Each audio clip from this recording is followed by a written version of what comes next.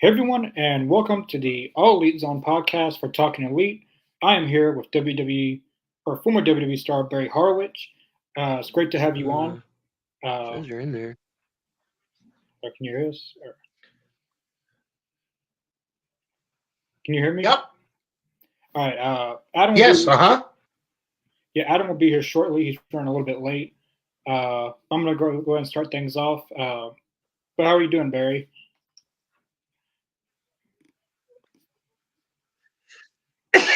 Excuse me. I got headphones. Okay. I'm ready when you are, Connor. Can you hear Ask me? away. I can hear you, Connor. All right. As I said, Adam will be on shortly. But yeah, how are you doing, Barry? Everything? Okay. I'm doing real good. Thanks for having me on. Yeah, it's great to have you on. We've been talking for a little bit, trying to get you on. Johnny Swinger actually requested me to get you on here, so Oh, we had wow. we had Johnny Swinger on about a year ago. So yeah, Yeah, uh, please thank him. Please thank him, and I will be talking to him soon. He's a great wrestler. He's a great guy, and he's a good opponent.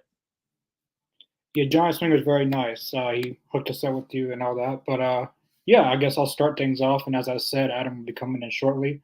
My first Okay. question is, how did you get into wrestling? You know, you've been to WWE, WCW. What was the defining moment that you said, "Hey, I want to get into wrestling"? Oh my God. Oh, probably when I was about 14 years old when I seen championship wrestling from Florida on the TV, and I saw the first match. I was hooked. And a lot of kids at 14, hey, I want to be an astronaut, I want to be a doctor, I want to be a country music singer. And what happens? It's a pipe dream. Mine wasn't a pipe dream. From that moment on, I pursued my career and my dream and got it with a lot of perseverance and a lot of hard work, physically, mentally. Yeah, I've actually trained to be a wrestler myself. Uh, I'm a sort of retired, semi-retired referee. I had a lot of things going before COVID happened, but it it's definitely not a dream that people would expect. Some things uh, you never know what would happen. But yeah, you mentioned championship wrestling from Florida. Uh, there, you Paul Bear was your manager. Uh, I seen. He manages guys like Kane, The Undertaker, Mankind, but somehow, some way, he managed you. How was it like Paul Bear being your manager? He's Percy Pringle, and yeah, he was a good manager. I've had a lot of great managers. I mean, Sir Oliver Humperdinck. I mean, Percy Pringle, Paulie Dangerously. I've had quite a few managers. It's amazing how one these little territories, and then of course the WWF, um, it it changes the dimensions of things of how that works. So no, it was great having a manager. I don't really think I needed a manager for my type of style. It's almost like Kurt Angle or Chad Gable having a manager. We're in a class of its or of our own, so to speak, if you will. But hey, if they want to give me a manager, I'm not going to rock the boat. That's fine, no problem. Just adds a little bit more color to my gimmick. Yeah, some people could use a manager who are not good on the mic, but certain characters like yourself, Gable, if they have a manager, great. If not, they're perfectly fine without it. It is good. You're absolutely correct about if the guy can't do good promos, or sometimes they can, and it's good. It's good for like a Mankind gimmick or Lord Humongous gimmick. I think that's appropriate. And by the way, I got to give you props for being a referee. Yeah. I've had some of the best in my eyes, and I'm not being biased. I've had some of the best, greatest referees referee my match, and if I didn't, I was still either a part of it or hanging with them or on the same roster. I'm talking like people like Mike Chioda, Joey Morella. Gosh, there's way more than that. I know it. I don't. Oh, the Hebners. Oh my God, Yeah. Earl Hebner, Tommy Young, Sonny Fargo. You kidding me?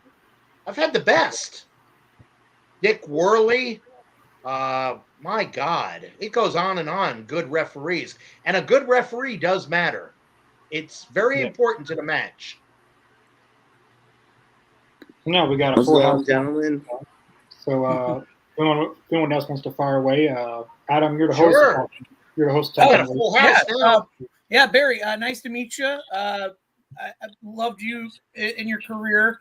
Was a huge fan of it, especially the fact that you were trained underneath Boris Malenko, father of Dean, one of my favorite wrestlers growing up, Mr. Dean Malenko. I just want to get your thoughts on being trained by him, some of the guidance he gave you for your career. You know, that's a great question, and I like the way you put it. So you're getting extra special answer. First of all, maybe I'm being biased, but I've seen a lot of guys get trained in this business. Nothing against their trainers. Maybe some of the trainers need to be trained. I will say that. But I got to say, if I had to do it all over again, I am so happy to be trained by the great Malenko and his sons and Karl Gotch and Karl von Stronheim. I am grateful to this day. They're the best. Now, there is a lot of good workers and a lot of other workers, but when it comes to building a foundation as a pro wrestler, I emphasize the word foundation, like if you would build a house, the basement, not the attic, not the bedroom, not the bathrooms, the platform, if you will, the best, It's called. how to enter a ring, how to lock the most important fine tuning they've taught me. As far as getting polished and getting worldly, that's when I was working every night in Crockett Promotions with, oh my God, a plethora of superstars. When you work Crockett with a from different Row. guy every night, that's how you get better. And of course, you watch tape. You're accountable. You're disciplined. Like you do your training in the gym as far as wrestling and weightlifting and your diet and whatnot. You got to check every box for positivity. That's what makes a good worker turn into a great worker. So great question. I love it. It was an honor. I think about Malenko's constantly that I was trained by them because I'm telling you, I've seen different guys that got trained and they don't know a wrist lock from a wristwatch. Some of them, not all of them. But I'm so happy I've been trained by Malenko's. Well, Mid-Atlantic Championship Wrestling, you're talking my language now. That's what I grew up on. Tommy Young, Sonny Fargo. I met both of them at the Philadelphia Collinsville High School gym years ago when I was a kid. Met Roddy Piper, Ricky Steamboat, all kinds of ones back Jimmy there. Valiant, Rotundo. Oh yeah, every Rufus single R. one. Jones. The list. Whoever was a superstar, Ric Flair, Bob Orton Jr., anybody who was anybody, Bugsy McGraw, went through the Carolinas. Yeah, well, my dad played music at the local VFW every Saturday night. The deputies took turns working that dance. So I had the little in when we would go to the matches. The same deputies were working the matches, and they would sneak me backstage to get some autographs. But let's focus on you. You know, you're best known for going out there and making some of those better known guys look like $1 million, and you did a fabulous job doing it all those years. Who was the hardest guy you had to put over and make him look good? Who took the extra effort to make him look good? That's a good question. Well, That's a good only question. A few of those, but we will say Mr. Face Paint and Shake the Ropes, and when the music stops, so does his match. Very common answer. I've heard that so many different times over the years, but yeah, you did a phenomenal job making those guys look like $1 million. And that was my job. I mean, not everybody could be lead singer of the rock group. You can't have it. But, you know, you guys don't get enough credit for that. I mean, that's, you just don't get enough credit. There's guys that were enhancement that could have been pushed. So you push them. You still got to have that guy, though. You have to. You have to have it for the guys that can't work and for the guys that could work, like Bret Hart, Owen Hart, the Armstrongs. I can go on and on with these different people. Tom Zink, Rick Martel. it enhances their match because we both could work good. Absolutely. Thank So- you. Makes sense. Yeah. Yeah. So it goes from that was a 10 match to a 12. I like being 12. Barry, I'm excited to be here, and I'm excited that I get to interact with you. I've done my research on you, and you went to what was it, Florida State University? Yep, FSU. Yep. What did you do there? Well, mostly I wrestled there for about a year. I had to leave. I got a semi-degree in sports nutrition. I'm a certified sports nutritionist, and it was a dream of mine for sort of plan B, but mostly wrestled.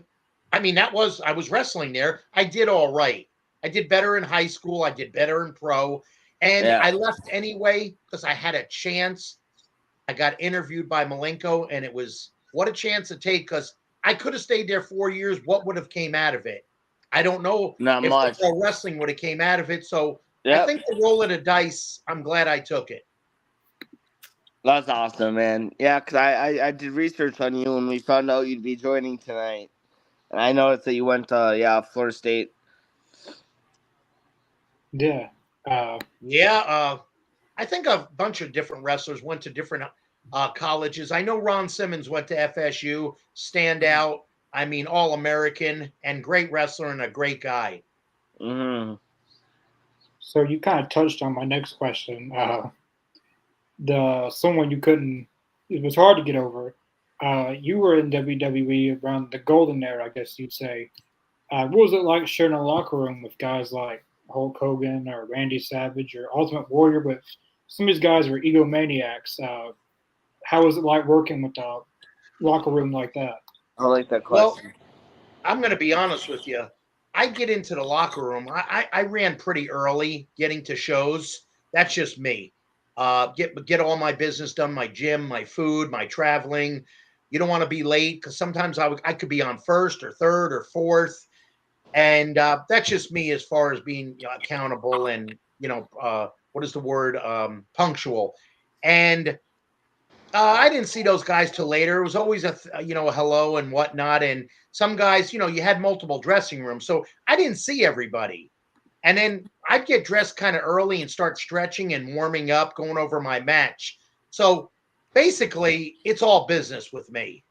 And then when I'm done, the pressure comes off. You get a good shower, but you got to get out of there. It's next town. I don't stop working until I get back on the plane to go back home. Yeah, no time for relaxation. Sometimes I was on the road with the WWF when I first started. Couple of weeks, couple of days off, sometimes no days off. It all depends. Wow. Yeah. So, Cool. Yeah. I guess I'll go next. Kind of stemming from that. I mean, you've been in a lot of locker rooms. You've been a lot of promotions. So, I mean, what are some of the fond memories you have working with, hanging out with the boys in the certain locker rooms, and which locker room did you feel most welcomed in? Wow. A lot of indie promotions were very respectful towards me. As far as the let me think, the WWF, I don't know. I think there was respect there. WCW to a point. AEW, I wasn't too impressed with the situation. Yeah. I was only there once, and a little disrespectful. I think I got more shower time than those guys got lifetime. Not all of them, some of them. Well, I like to dive into the stuff that's not very well known. You had a brief stint in WCW, and then you went to Global. Where Global, you saw the debut of a very young Harlem Heat as the Ebony Experience. You saw Marcus Bagwell as the Handsome Stranger. Working under Joe Pedicino. How was Global compared to the bigger stuff you did? Global was pretty cool. I'm serious. Locker rooms were old. Who cares? There were showers. I think for the most part, everybody was in a good mood, good venue, historic. I've always wanted to perform there. The town of Dallas, I loved it. The gym's there, great. I really enjoyed it. I had no, I didn't expect them to do something with me, and they did, and it was pretty cool. And I worked with some good, of course, the handsome stranger Sam Houston, the kid Chaz. I think I worked. I don't know if I worked with Harlem Heat or not. The Patriot. Rest in peace, Del Wilkes. Yeah, I liked Global. I liked the way it was situated. It wasn't as much pressure. I think it was handled well. It could have. I wish it went on longer, actually, but I got a good run out of there. Yeah, they seem to take over what they took over that time slot that the AWA had on ESPN, but they also seem to like continue the tradition of world class of paying respect to the veterans, but bringing up the younger guys and getting them ready to go to the bigger places. Now, the little bit of time that it was on ESPN, I really enjoyed it. Yes, I totally agree. Totally agree. And I made some new friends there. Rod Price and John Tatum and what was his name? He had a crazy name, but I think it was his real name. And I can't remember it. Very tall guy. I haven't heard from him or seen him since. Actually, I haven't seen any of those guys since Global. Rod Price and I just can't remember this gentleman's name. The only people I've seen from Global on meet and greets is Marcus Bagwell and Sam Houston. And, of course, Patriot every now and then back in the day. Absolutely. Thank you. Yes, sir. yes. Yep. So Barry, quick question. Were you ever in the locker room when the Undertaker? You were in the WWF from 87 to 90, if I'm correct? Actually, I actually started technically on TV in 1981 for Vince Sr. for 1 year. Wow. And he made the phone call to Jimmy Crockett to get me into North Carolina, because I was supposed to go to Portland through Jimmy Snuka. That's so cool. That territory was filled up. So Vince made the call to Crockett, and he got me in. I mean, I was there for 2 years, and I was wrestling on an average 4 to 5 times a week. Wow. Traveling with unbelievable superstars, and I would travel with them on purpose. I got to know the territory, North and South Carolina. We went as far as Fredericksburg, Virginia. But I would just sit in the back seat and just listen to the stories and listen what to do and what not to do. So who did you mostly ride with when you were a part of the WWF? Oh, that's a good one. I'm going to be honest with you on that one. I didn't ride. At first, I rode with Slick and Bundy and Volkov and Zukov. That's so cool. Oh, it was great guys. Excellent guys to ride with. And then it started tapering off where I was making a little bit more money, and I decided to drive by myself. I got the territory because I would run early. I could go to the gym. I could stay at the hotel I wanted to once in a while with Demolition. But for the most part, the later part in my career there, I traveled alone. Really, eh? You never really had like a travel buddy at all? Or if you did have one, who was it? Like the first name that comes to your mind that you traveled with?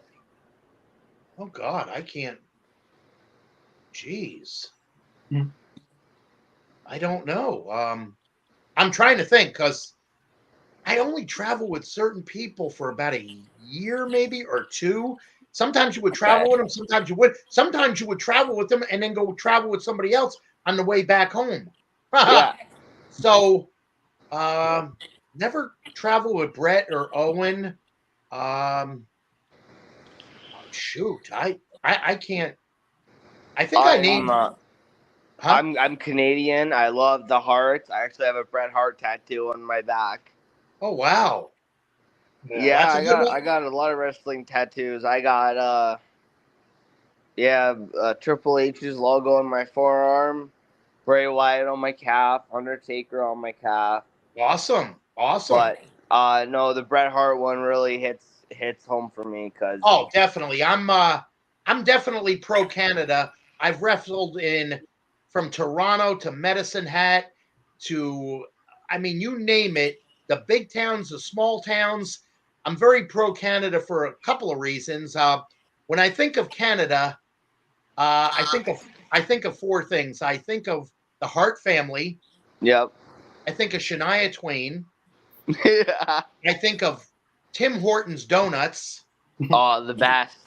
And I think of good pro wrestling and country music. Country music from Canada. Oh. Hey, there's a Canadian Country Music Hall of Fame, and Terry Clark's in it. And so is Shania. This would be a good Yeah, segment. you're right, actually. Yeah. That's my hobby. I was in a #1 country music video, song of the year, video of the year on CMT for Joe Diffie Pickup Man. Check me out. That's fucking cool. Yes, it is. So my next question, today's wrestling is a lot different for a lot of reasons. For your personal opinion, a lot of guys today like to have a lot of just matches. Do you feel like the stories make the matches even bigger, or the matches are just perfect just to have a match? It's good to have a match. It's like having a menu. You want variety. So it's good to have good, solid matches against formidable opponents. And then it's good, the storylines.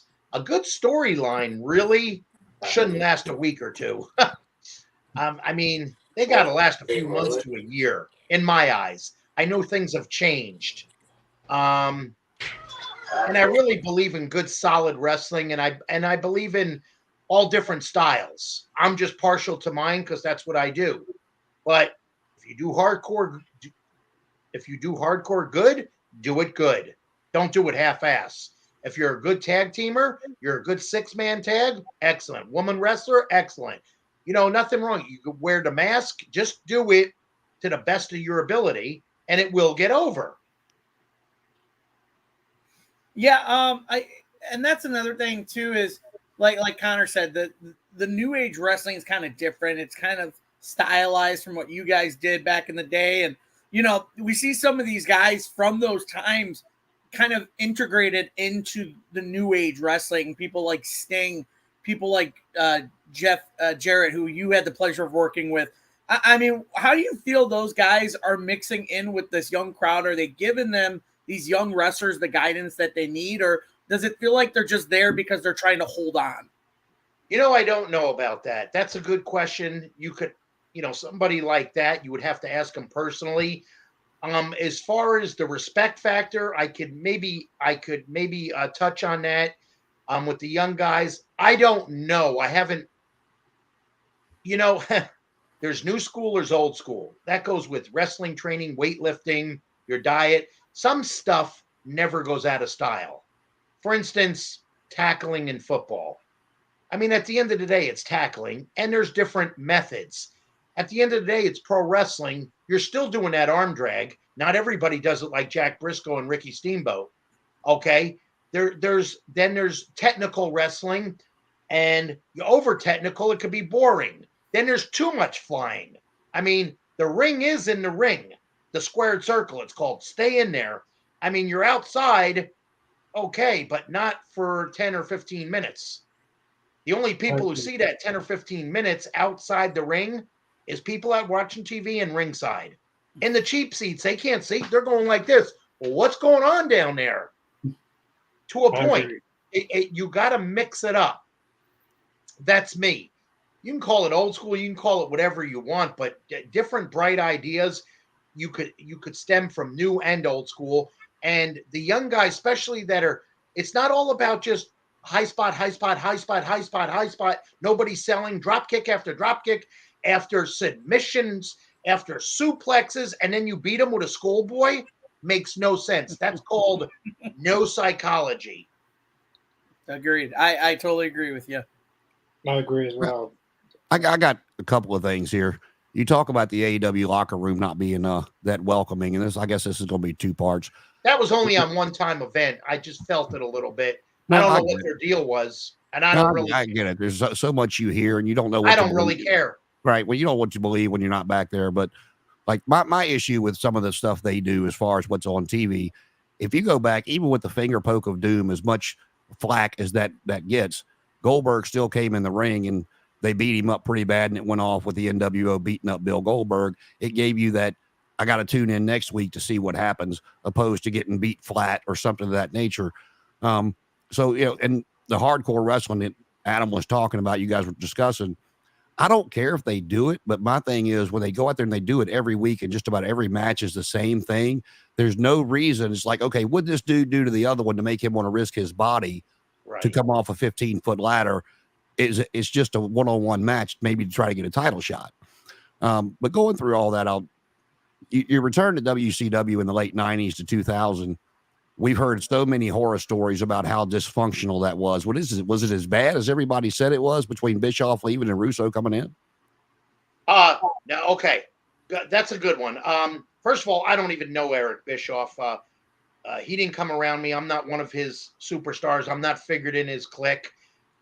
Again, at this point in my life, I really don't care his loss, by the way, but who knows? I mean, rumor is he's the one who put him out of business. I don't know, and I don't really care. It's none of my business.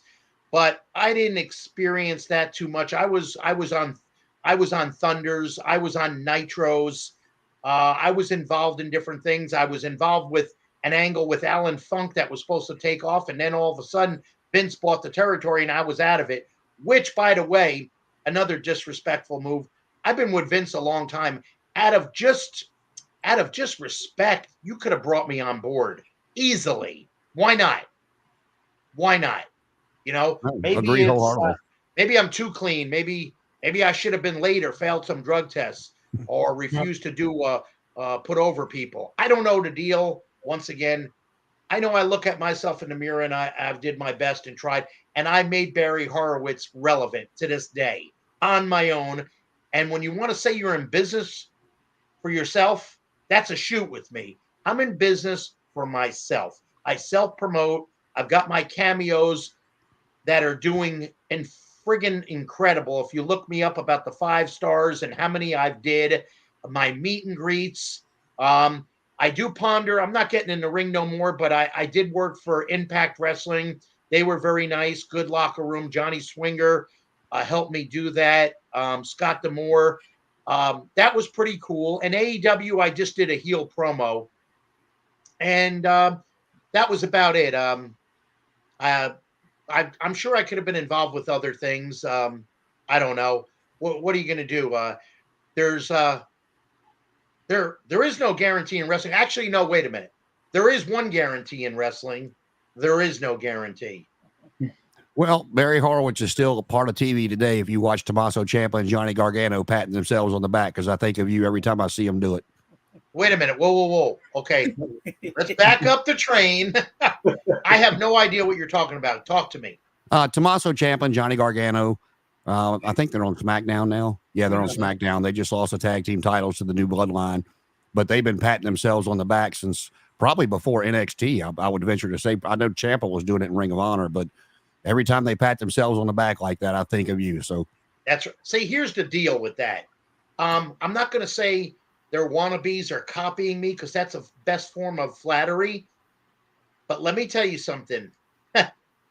If me, to this day, I'm not going to go out there and chop somebody and go, woo! Okay? I'm not going to copy somebody because historian wrestling fans, especially today, are super smart. They don't like wannabes. They don't like that their neighbor could do that at Kmart or Walmart. They want a true professional. Granted, we all punch alike, or maybe European uppercuts, or the sharpshooter, or the Texas cloverleaf, and then some of them can't leg drag or arm drag like Jack Briscoe. But if these guys are patting themselves on the back, let me tell you something. I could bet on this. I mean, first of all, think of your own thing, but to each his own. I promise you, you get 10 people in a room. Every time they do that, 9.5 say Barry Horowitz. That's his gimmick. That's the first thing I thought of when I saw it. So You watch anybody do a tombstone, they're going to think of Undertaker, which, by the way, allegedly, and I could be wrong, the real tombstone is the inventor is Don Morocco.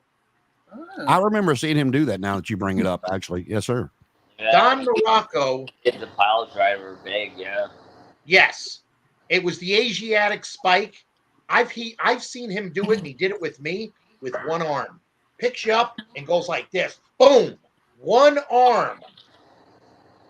Wow. Yeah. Look on YouTube. You'll find it.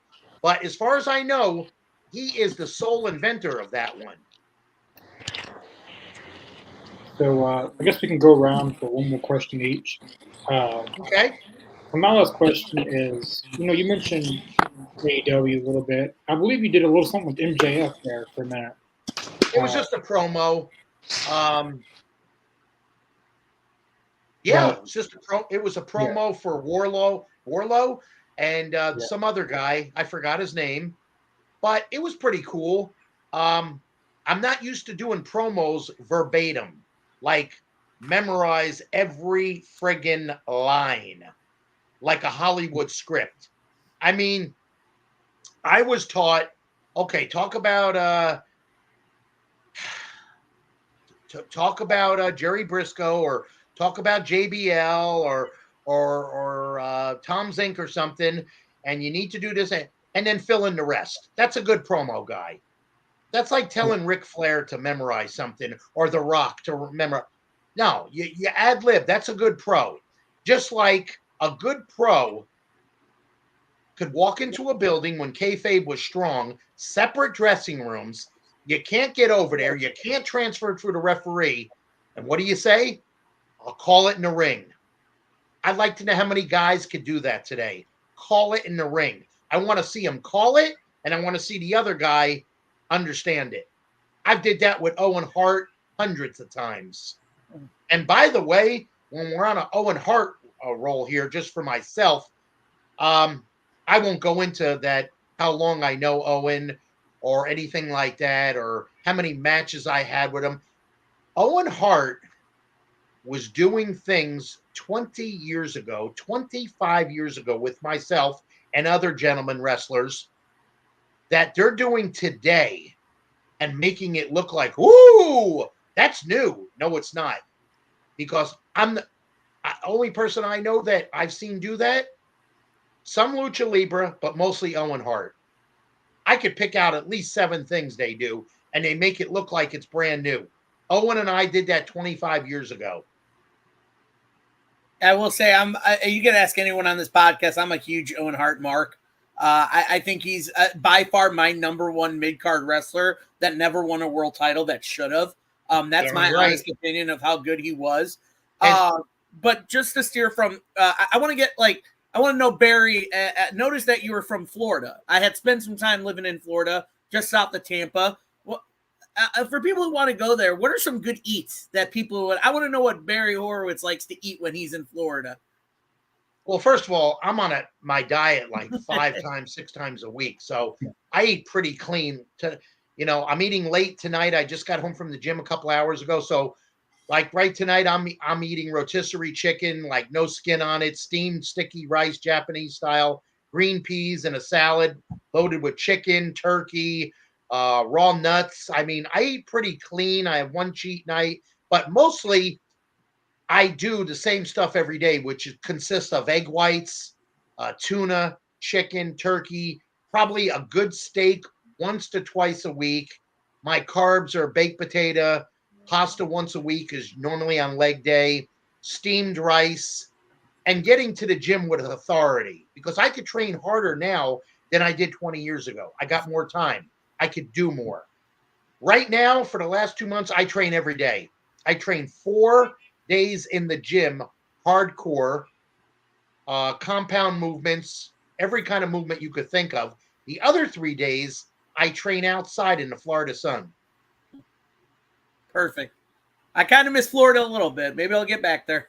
And they have good restaurants, good food like everybody else. And, I do a lot of protein bars and a lot of whey protein also. I just do a lot of protein. Yeah, I spent some time in Bradenton back years ago when I was 20, 21 years old. Very, very nice place. Yeah, it is. Maybe when I retire, I can make it back there. You never know. Bring me with you. I'll pick up. You were talking about Ric Flair in the promos and the scripted promos, kind of where I'm going. He did an interview, and the last time he said he was in WWE that they handed him a script, and he kind of looked at him. He said, first off, I'm 70 years old. I can't remember this. He goes, second off, even if I could, I'm not using it. And he handed it back to whoever it was. And the reason I bring that up is to go back to what you were saying. They say all the top superstars, the iconic stars over the years, like, The Rock, Flair, Dusty, Austin, that was them turned up to 10 and them being themselves. With the scripted promos nowadays, I just don't see anybody ever making it to that iconic level if they can't go out there and be themselves. And I was just wondering how you felt on that. No, I'll piggyback on that. I totally agree with that. There is some things, if they want you to mention, that's fine. But I'm talking about word for word. I don't know about that. You get nervous and people see that and they know it's scripted. And, we're not, I'm not Leonardo DiCaprio, Tom Cruise, where I do this stuff every day and that's their deal. Just like they're not wrestlers. Well, they're used to doing this and it takes sometimes years to do a movie like that and be natural. That's hard, but I don't agree with it, and I totally agree with you. Well, and I think the thing that really drove it home for me here recently was during WrestleMania season when they brought The Rock back. As much as they built up Roman Reigns and the star power that Roman has now, when he was standing out there next to The Rock, it was like he was non-existent. And I just said right then and there, I'm like, that emphasizes everything I've been saying. So I appreciate that. I kind of noticed that myself. I thought, I'm glad you said that because I did notice that. Rock is the bigger star and maybe it's his way or the highway. I don't know how that goes in the war room, how many voices are talking, how many people are doing this and doing that. So I don't know, but I did notice that a little bit. Thank you. Mm-hmm. Yeah, that was our last questions each. Psycho, if you had one more question. What's that? Well, he's got.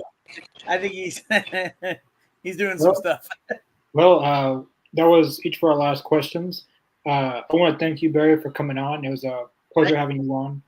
Oh, it's a pleasure being here. Thanks for. Yes, thank you very much. Pleasure meeting and talking to you. Oh, it's a pleasure meeting all you guys. Great questions. Good luck to your show. I hope to come back again.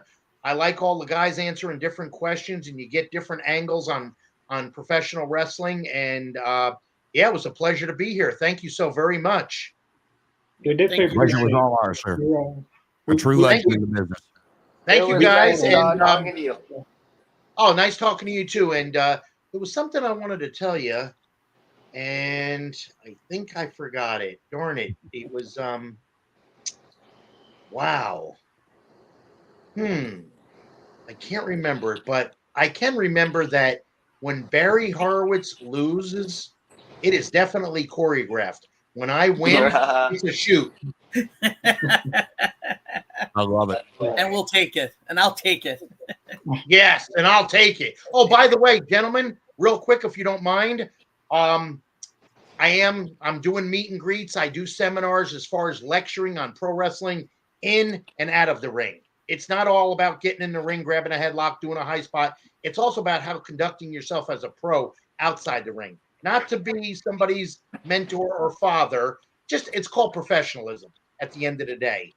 And I do that in my seminars. I do the meet and greets. And also my merchandise is doing well. I got new merchandise. And hopefully by Thanksgiving, the brand new Barry Horowitz book will be out. It is committed to publishers. And I think it's going to be really interesting and really good and maybe different than other people's books. What about action figures? Are there any out there, you? I'm glad you said that too. I've got different things from California that make my stick pins and the mini me's and the official Barry Horowitz yarmulkes, which are really, really cool and different. And I'm an honor to to sell those and be the real deal about that. But there is, I can't go into detail, but there is like there may be 2 or 3 companies that I'm dealing with, but one in particular that I signed a deal with. So there is some that fell through because they're unprofessional, and then some take a long time. Although the new one I signed recently, their wheels are turning real quick. Well, good. I look forward to it because I can't go into detail with them or the name or anything until they let me do that, which will be in a few months, but it's pretty huge. I will give you a hint that they were at the San Diego Comic-Con 2 or 3 weeks ago. Well, good. I look forward to it. We'll definitely add one of those to my collection. I've been collecting the figures since they started coming out in the early 80s. Yeah. Need one of those for my collection. That'll be cool. So, So I appreciate everything again. I'm going to give myself a pat on the back to you guys and a pat on the back to your show. Awesome. And you guys need to pat yourself on the back because you did a great job. There you go. There you go. See, that's not copycatting. That's being cool. Well, we thank you, Barry, for coming on. Thank you, Barry. And I will be actually posting the name of your book in our comments so people can look it up. So okay, cool. It's called Wrestling is My Gimmick, My Life on the Wrong Side of the 3 Count. Wait a minute. Whoa. How did you know that? I just Googled it because I'm probably going to buy it. That is – now, I'm going to tell you something. I was going to say it, but I didn't want to. But I didn't know it was out there already. It's already being promoted on Barnes & Noble. My dad works for Barnes & Noble, so I get a little access. Oh, you know more than me, and it's my book. Maybe if I meet you in person, you can sign it for me. Oh, of course, without a doubt. No, we'll do better now. I'll sign it. We'll take a picture of me signing it. Perfect. Adam, our resident insider. Yeah. That'd be the way to go. That you know this before me. That is impressive. I like that. What do you think of that title?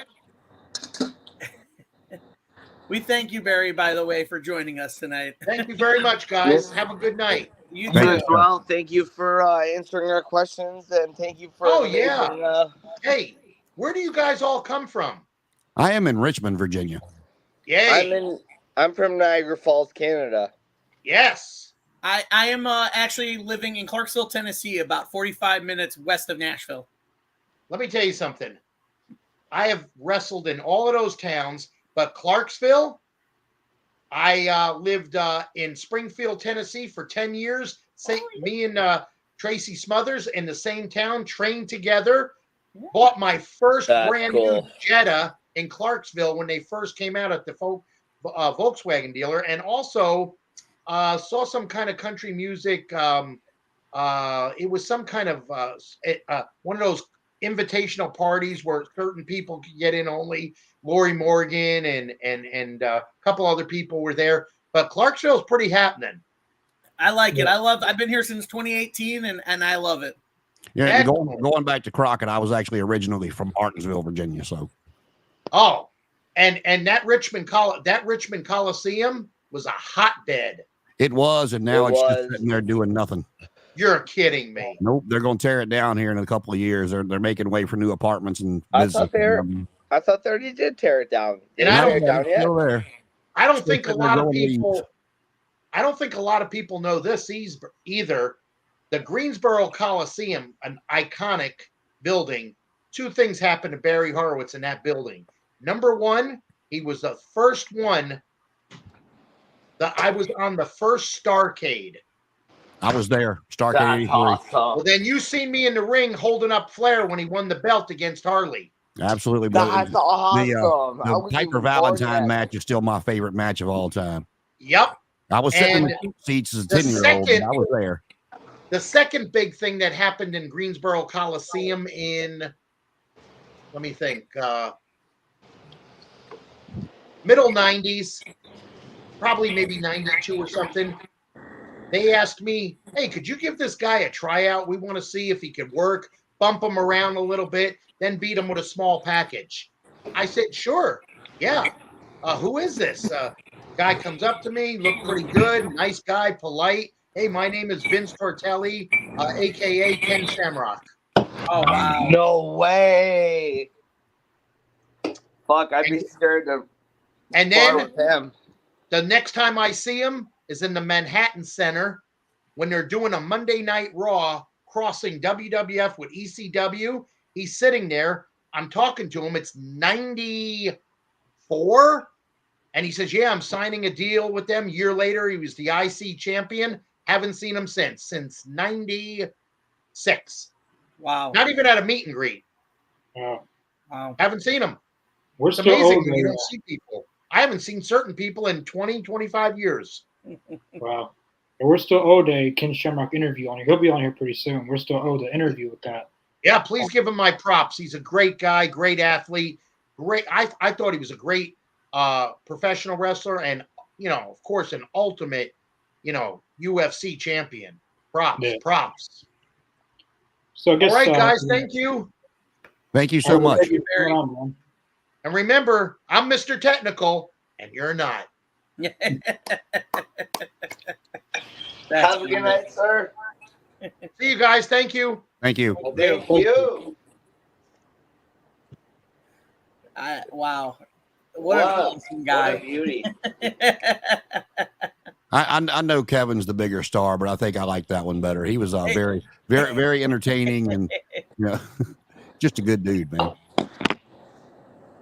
I wonder if you can still hear us. I don't know. We're still patting him on the back if he can, so it's all good. Oh yeah, absolutely. Yeah, no. I honestly, I love that interview. He had a lot of great stories. I love the energy he brought for it. He still loves the sport, which is great. Some of his stories. I mean, I thoroughly enjoyed all his stories. I mean, what were some of your guys' favorite takes from some of the stuff he was saying? I just didn't, you don't. All these other guys, they have, the biographies and stuff on A&E, and you don't really get to hear the backstories of guys like Barry Horowitz, Iron Mike Sharp, George South, all these guys that work their asses off to make sure the big stars look like $1 million bucks, and people don't realize how vital they were to the industry back then, and still could be today if they were utilized properly. Absolutely, I agree. Yeah, go ahead, Micah. No, I was about to agree. Yeah. But no, he talked a lot during the interview, and I'm glad that he was thorough and he enjoyed talking about it. It's not like he was kind of hiding shit. He kind of actually just, gave it all out, and he's a respectful guy. I'll give him that. Yeah, I think I Connor. I mean, how about your take from it? I mean, you're the one who set this up, so we thank you for that. I mean, how did you enjoy some of his takes? Yeah, he's very, very nice. I actually met him in person years ago. I know he doesn't remember. I was about 7, 8 years old. I know he doesn't remember, but Johnny Swinger we had on here. He actually set this up with us. He was on last year, but he put in a word, and that's how we got this going. He was very, very good. He's very honest. I like people who are very honest in interviews. The one thing I liked that came out of the interview was that the story about he forgot stuff now. He passed it on to me. I don't know if you guys heard of it, the story about Paul Bear. That was his manager from Championship Wrestling from Florida when he first Percy Pringle the third. Percy Pringle, yeah. Percy Pringle. I really enjoyed that story because he always manages guys like The Undertaker and Kane, but this is before he even did all that. But I thought that was very cool to know that Paul Bear managed him at one point. Yeah, a very good interview, top to bottom. I thought very nice guy. Absolutely.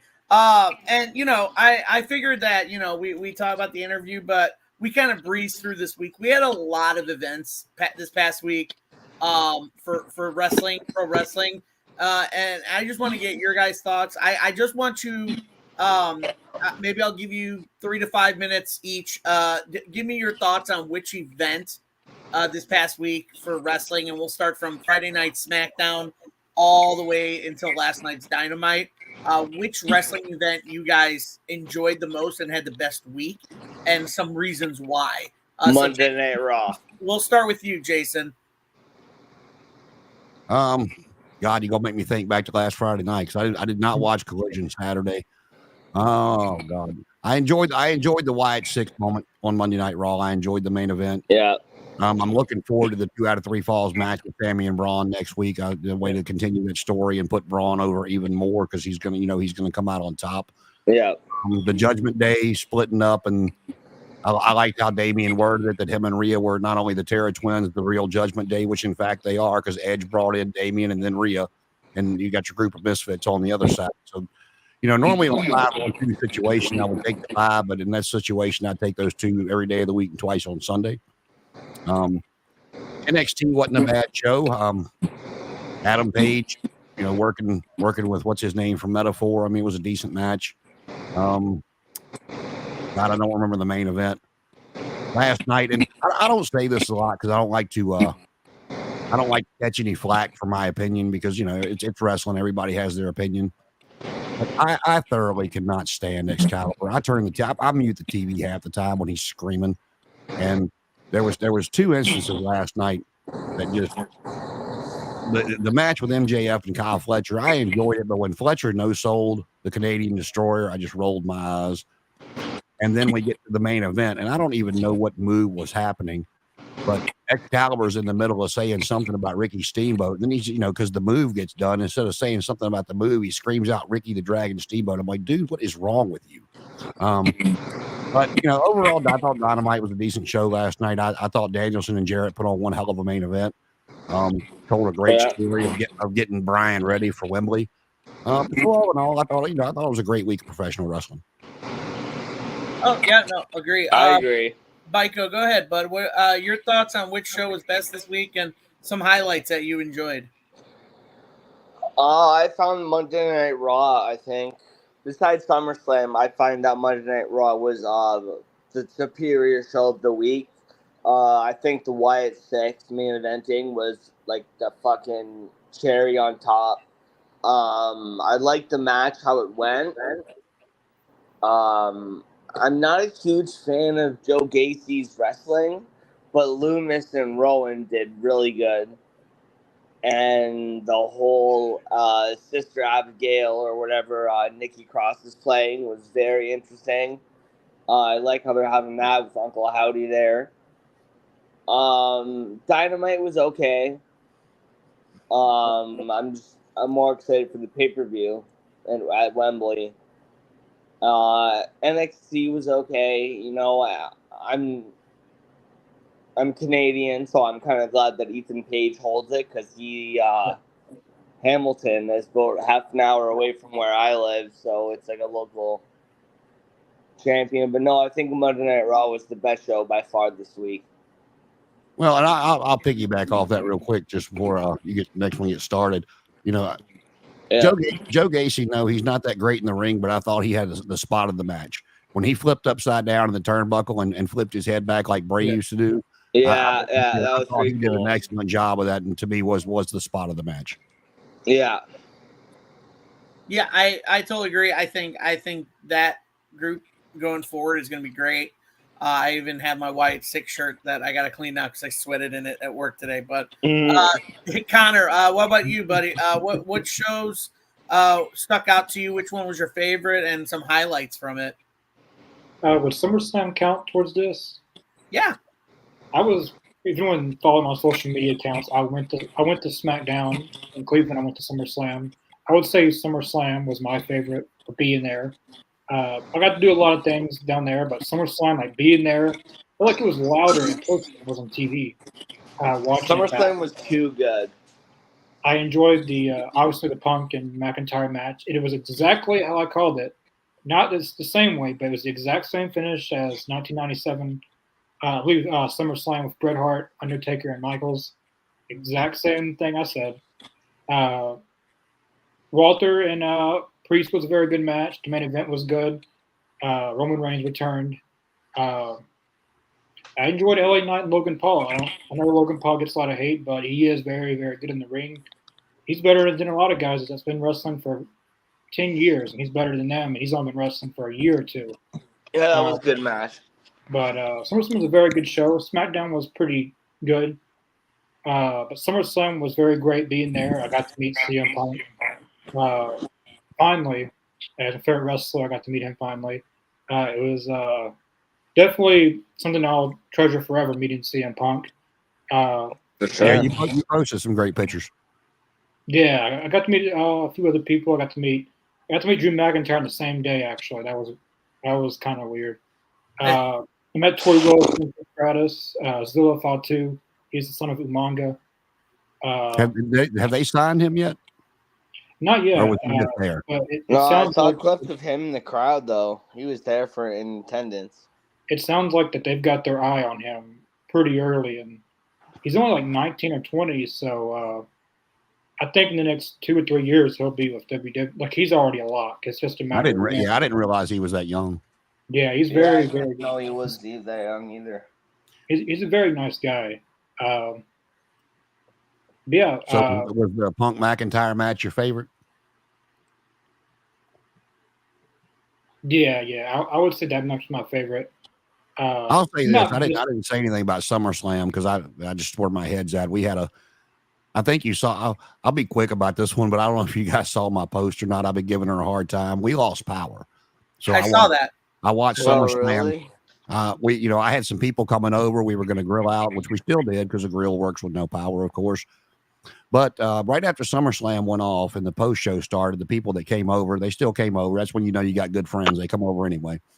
But after I was sitting in my chair in the dark watching, the post show, and I didn't make it to Cody. I didn't make it to Triple H, but she was out on the deck and she came in, and I heard this loud boom, and I'm like, "You all right?" And all I got was and I went over there to check on her, and I felt something wet, so I grabbed my phone, did the light, and there was blood everywhere. When she fell, she went face first into the bottom of the refrigerator. I had to call 911, and they came and got her, took her to the trauma center. She actually broke her orbital bone and is going to have surgery. Holy shit. So I've been giving her a hard time that she was the unadvertised main event of SummerSlam and got squashed by the refrigerator and lost in a match that never should have gone on. Instead of I am the table, it's I am the refrigerator. I don't know if you saw my picture the other day, but I took one of my belts down and stuck it up on the refrigerator. I saw that picture. That was what that was about. She's going to be okay. So it's been good in jest, just to kind of keep the mood light. But SummerSlam for me watching it was, very predictable, but it was still a good show. The only thing that I thought was going to happen that didn't was as soon as Nia won that belt, I thought Tiffany was going to cash in. Oh, yeah. That's your girl. That's your girl. She didn't. So, but everything else to me, very predictable, but still, a very entertaining show. Yeah, I couldn't agree more. This week, actually, like I said, had a lot of good excitement to it. I say it every week. It's a really good time to be a pro wrestling fan. I mean, SummerSlam, I thoroughly enjoyed. Obviously, Roman coming back was a big highlight. This time as a face, the face run he actually is going to get. Instead of being pushed down our throats like it was in 2015, 2016. This is the one. I think that's why that heel run was so good, kind of test the waters, and it works. I will say this too, is that I did love that they opened the show with Rhea and Liv. I mean, it set the tone. That was the right way to set the tone, was to have that match hurt. You can kind of tell the crowd was getting a little tired during that Nia Jax Bayley match, because something else was going on in the crowd. I don't know if you guys noticed it. Something was going on, and they weren't even really paying attention to that match. So I don't know, Connor, you were there. I don't know if you caught it. Yeah, there was. They put this big bright-ass light on people, and no one can see anything. So fans were saying, cut the light off, cut the light off. Like, it was like bright-ass light from everybody for like the whole match. So if that was probably the reason why the crowd was so some people just went up and left, went to a concession stand, and just no one cared because they couldn't see. But there's a lot of stuff about that. Besides that, the crowd was pretty hot. Like some matches where the crowd was hotter for others, like the bigger matches, like Rhea and the ones that had a bigger story, the main event, Punk and Rollins and Rhea and Liv. Those were probably and LA Knight.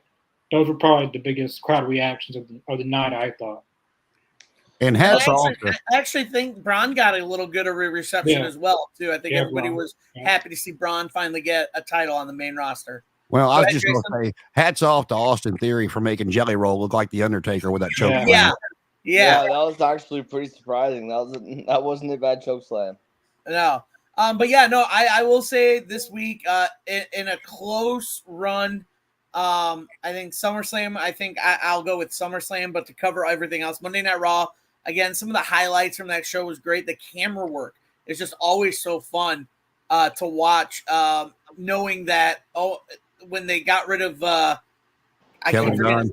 When they got rid of Kevin Dunn, like the camera work just is so different now, and I think it's more exciting. Raw had some really good stuff. They had the follow through with, the Judgment Day betraying both Rhea and Damian and just basically being the misfits, like you guys said. The match with JD McDonough and Damian was some of JD McDonough's best stuff since his NXT days. I think he really showed on that match.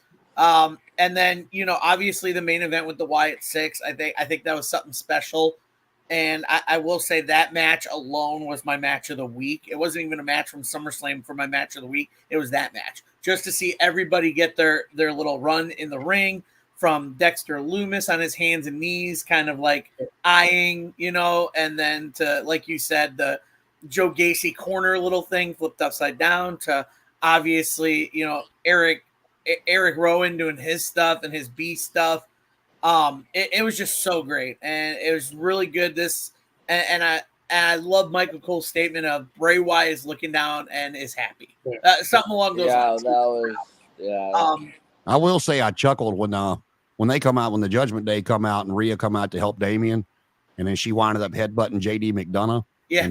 And Pat McAfee screaming, "She has no fear," headbutting him in that big ass head of his. I about lost it. I'm like, wow. Pat McAfee's great, man. I love his commentary. And you can tell he's re-energized Michael Cole from day one since he started being his player. Yeah. But like I said, Tuesday NXT was okay. I'm with Bigo. I love the fact that Ethan Page holds the title. I think it's right. I think he deserves a little bit of recognition for his work and something like that. National television. Now the question is, does he hold it until they go to the CW? Maybe. We don't know. Last night, Dynamite was okay. It was still nothing to write home about, but some good stuff. Obviously, the Bryan Danielson Jarrett main event was fun to watch. And then always excited for the Maria May and Tony Storm storyline, and very excited to see that match at All In. Again, I kind of tune out when Mercedes talks, but when DMD gets on, I got to turn it on. Oh, I love Mercedes. She's my queen. So, yeah, no, overall, I will say SummerSlam as a whole was the best show this week. But favorite match was obviously Monday Night Raw with the Wyatts and Creed brothers. That was great. Well, I'll say one more thing, too. I was actually thinking about it when I was reading stuff. It's rumored that the Machine Guns are coming in, and it's also rumored that the Lucha Brothers, when their contract is up, is coming in. And, AEW gets a hard time for the big roster they have. And it's been rumored that WWE, once they go to Netflix, may revive WCW. And I was sitting there reading that stuff coming in. I'm like, damn, they do have enough people on the roster to support one more brand if they want to do it. That's true. There you go.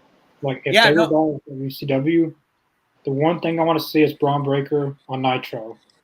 That perfect.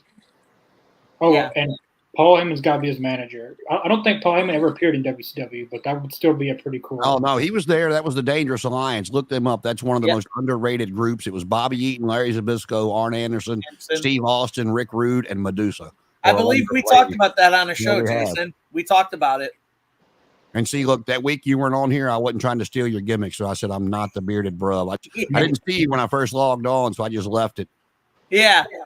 No, but absolutely. So we're past the hour mark. Didn't think we could go. I didn't want to go too long tonight. We had the interview and just our quick review of the shows this week. We do want to thank Barry Horowitz for coming on tonight. Great girl talking to him. Good, pat one more time, guys. Just the pat on the back. Thank you. Again, his book isn't out yet, but you can pre-order it. It is entitled "Wrestling Is My Gimmick: My Life on the Wrong Side of the 3 Count." That's what I'm going to do. I'm going to pre-order it tomorrow for when I get paid. I'm going to pre-order it through Barnes and Noble because I get a discount from my dad. So yay! That's cool. But yeah, no. Thank you, Barry. Thank you guys for all joining us tonight for an awesome interview and a quick little Talking Elite post kind of wrap up like WWE and AEW does with their conference calls, like their wrap up press conference. I want to thank you guys for all coming on tonight. Sorry, I was a little late, Connor. Excited to be on. Jason, always an honor having you on. Baiko, first time meeting you, buddy. Thanks for jumping on and joining us tonight. It was my pleasure. Thank you guys very much.